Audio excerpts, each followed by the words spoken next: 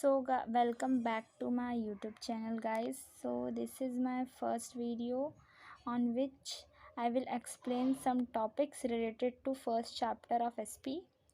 So let's start.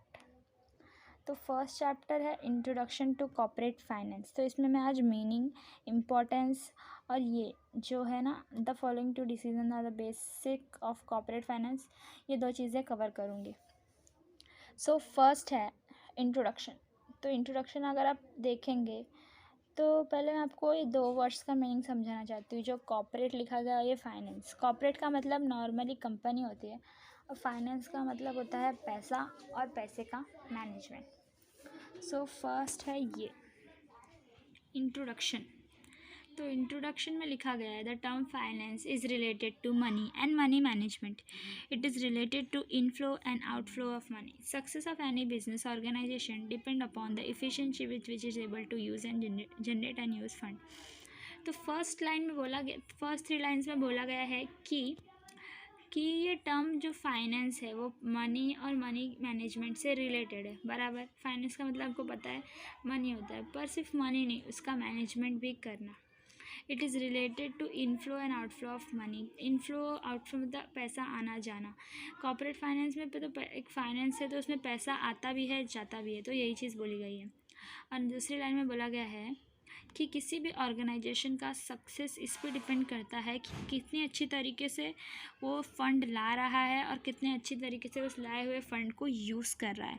अगर आपने fund लाया है कंपनी के लिए और आपने उसको अच्छी जगह नहीं इन्वेस्ट किया तो कंपनी को उससे कुछ फ़ायदा नहीं होगा. So it is success depend किस पे करता है कि आप किस तरीके से पैसे लाते हैं और उसको कैसे यूज़ करते हैं. तो हम आगे चलते हैं. सो नेक्स्ट लिखा गया है, जो डेफिनेशन लिखी गई है हेनरी फोर्ड की. तो उसने लिखा है कि मनी आर्म है या लेग है, उसे यूज़ कर लो चाहे उसको लूज़ कर लो. ओके. तो इस स्टेटमेंट से हमको ये पता चलता है कि कितना इम्पॉर्टेंट है कॉर्पोरेट फाइनेंस का रोल एक कंपनी में. ओके. नेक्स्ट है मीनिंग पे आ जाते हैं. Corporate finance meaning. तो कॉर्पोरेट फाइनेंस मतलब एक ऐसी जगह जहाँ हम लोग पैसा लाते हैं और उस लाए हुए पैसे को अच्छी तरीके से यूज़ करते हैं. तो इसी का मतलब होता है कॉर्पोरेट फाइनेंस. इसके अंदर सिर्फ फाइनेंसिंग एक्टिविटी नहीं, बहुत सी एक्टिविटी आती हैं, जैसे कैपिटल स्ट्रक्चरिंग और मेकिंग इन्वेस्टमेंट डिसीजन. सिर्फ वही जो मैंने अभी आपको ऊपर बताया, पैसा लाना और उसको अच्छे से इन्वेस्ट करना, ये दोनों ही डिसीज़न बहुत इम्पॉर्टेंट है एक कॉर्पोरेट में. नेक्स्ट, अगर आपको समझ रहा होगा तो आप मुझे बताइएगा, अगर नहीं तो फिर देखा जाएगा. नेक्स्ट. सो गाइज नेक्स्ट है, अब मैं ये आगे की सेकेंड लाइन हो चुकी है तो थर्ड लाइन से स्टार्ट करते हैं. The terms. Okay. The term corporate finance also include financial planning. बताया, अगर एक कंपनी है उसमें आप प्लानिंग ही नहीं करेंगे तो कैसे चलेगा. इवन हम छोटी छोटी चीज़ें ज़िंदगी में करते हैं उसके लिए भी हम प्लान करते हैं. तो एक कंपनी है तो उसके लिए प्लानिंग करना तो बहुत ज़्यादा इम्पॉर्टेंट है. तो लिखा है उस क्या क्या उसमें एक कंपनी में क्या क्या होता है. एक कॉर्पोरेट फाइनेंस में हमें पैसे से रिलेटेड प्लानिंग करनी पड़ती है जिसको बोलते हैं फाइनेंशियल प्लानिंग. हमको स्टडी करना पड़ता है कैपिटल मार्केट के बारे में, मनी मार्केट के बारे में, शेयर मार्केट के बारे में, सब चीज़ों के बारे में. इसमें और भी चीज़ें कवर होती हैं जैसे कैपिटल फॉर्मेशन, कैसे पैसा बनाना है. फॉरेन कैपिटल, जो फॉरेन कैपिटल है उसके बारे में भी इसमें बताया जाता है. इवन जो बैंक है वो बहुत इम्पॉर्टेंट रोल प्ले करता है एक कॉर्पोरेट फाइनेंसिंग में. ओके. तो ये स्टार्टिंग की जो ऊपर की लाइनें वो हो गई हैं. अब मैं आपको नीचे की जो 4 पॉइंट्स है वो बताती हूँ.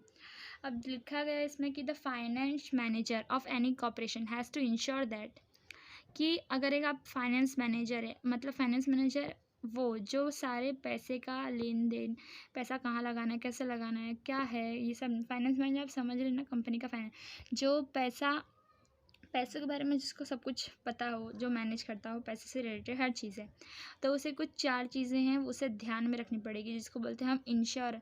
मतलब उसको सब पता रहना चाहिए जो ये 4 पॉइंट्स लिखे हुए हैं. तो फर्स्ट है कि फर्म के पास एडुकेट फाइनेंस है. एडुकेट फाइनेंस मतलब जितना कंपनी को ज़रूरत है उतना फाइनेंस एक फ़र्म के पास रहना चाहिए है.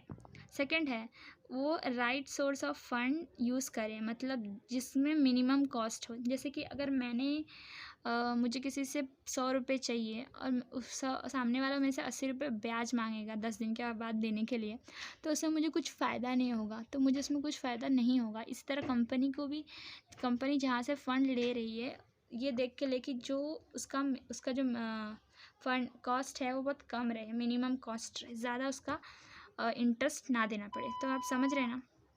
तो थर्ड पॉइंट है कि जो पैसा पर एक बार आ गया पैसा, और तो अब उसको क्या आपको इफ़ेक्टिवली यूज़ करना है। अगर आपने ला के इसको अरे वरे जगह डाल दिया, कुछ प्रॉफिट ही नहीं हुआ, तो नुकसान हो जाएगा कंपनी का। तो इसीलिए ये फाइनेंस मैनेजर को ये तीसरी चीज़ भी ध्यान में रखनी पड़ती है। चौथी चीज़ है they are generating maximum return for its owner. तो हम ये सब चीज़ें कर ही क्यों रहे हैं, क्योंकि हमको कंपनी को फ़ायदा करवाना है, कंपनी को प्रॉफिट दिलवाना है। तो हमें हमेशा ये ध्यान में रखना चाहिए कि हम ऐसी जगह से पैसा उठाएं, ऐसी जगह से हम अपने सारे काम करें कि हम अपने ओनर के लिए, अपनी कंपनी के लिए एक बहुत अच्छा प्रॉफिट अर्न कर सकें। तो नेक्स्ट अब हम लोग ये 2 डिसीजन आगे के हैं ये कवर करने वाले हैं। The following 2 decision are the base of corporate finance. अगर आपको यहाँ तक समझा है तो आप कमेंट ज़रूर कीजिएगा। तो नेक्स्ट हमारे 2 डिसीज़न हैं। मैं आपको ये चीज़ इस तरह से समझाऊंगी, जैसे कि अगर आपने आप 10th क्लास में आ गए हैं, समझिए आप 10th क्लास में आ गए हैं और अब आपको स्ट्रीम चूज़ करनी है, साइंस, कॉमर्स, आर्ट्स। तो नॉर्मली जो अगर आपको साइंस लेनी है तो नॉर्मली कॉमर्स और साइंस को ले लें तो साइंस की फ़ीस कॉमर्स से ज़्यादा होती है। तो इसमें आपको 2 डिसीज़न लेना पड़ता है। एक फाइनेंशियल डिसीज़न कि अगर आपके पास अभी पैसे हैं तो आप इन्वेस्ट कर दीजिए, अगर आपको साइंस पढ़ना है तो। और आगे जाके आपको साइंस लेके अगर आपको MBBS बनना है, कोई अच्छी डिग्री करनी है, तो अगर आपको इंजीनियर बनना है तो आपको इन्वेस्टमेंट के लिए भी ध्यान रखना पड़ेगा। तो इन्वेस्टमेंट के लिए ध्यान रखना पड़ेगा, इसका मतलब आपके पास पैसे होने चाहिए। तो इसी तरह एक कंपनी में भी है, अगर आप कुछ करना चाहते हैं, कंपनी को कुछ करना है, तो कंपनी को ये ध्यान में रखना पड़ेगा कि पैसे कहाँ से आएंगे, इन्वेस्टमेंट कैसे करना है। तो वैसे ही जैसे मैंने आपको एग्जांपल दिया ना, आप उस हिसाब से सोच लीजिए। और बस मैंने आपको जितना बताया यहाँ से लेके यहाँ तक इतना ही था। आप इसमें अब कुछ एक्स्ट्रा पढ़ने की आप लोगों को ज़रूरत नहीं है, मैंने जितना बताया उतना क्लियर है। तो नेक्स्ट 2 डिसीजंस है। पहला है फाइनेंशियल डिसीजन।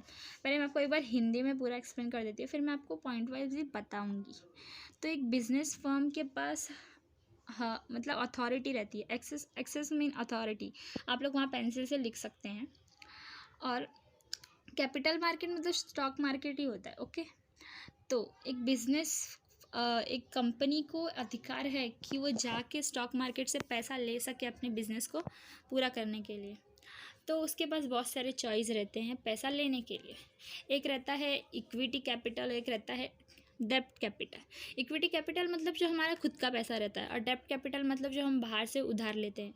तो फर्म दोनों में से किसी से भी ले सकती है। और एक और ऑप्शन रहता है हमारे पास कि हम बैंक लोन ले लें, पब्लिक डिपॉजिट कर लें, डिबेंचर कर लें, एक्सेट्रा। ये सारे जो वर्ड्स है इसके मीनिंग आगे के चैप्टर में मैं आपको समझाऊंगी, सो अभी नहीं।